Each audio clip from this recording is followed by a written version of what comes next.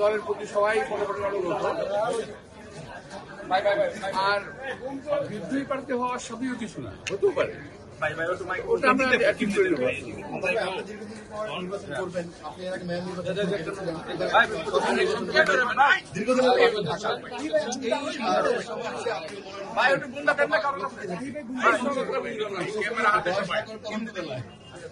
বরং তো বড় কি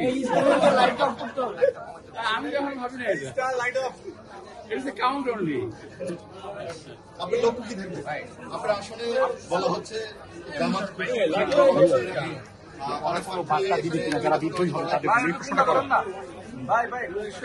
সালে জামাত ইসলামের আমিরকে আমি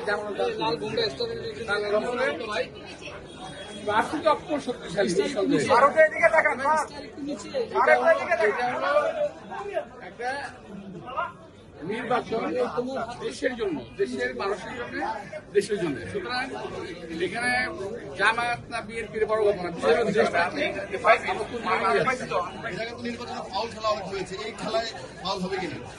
এই নির্বাচনে ফাউল হচ্ছে, এখনো হচ্ছে।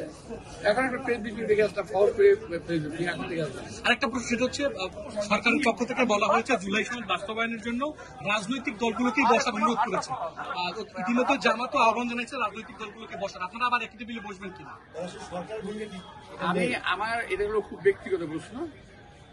আমি এর আগেও বলেছি, এখনো বলবো, যে সরকার প্রতারণার আশ্রয় নেয় ওরা বারবার প্রতারণা করবে।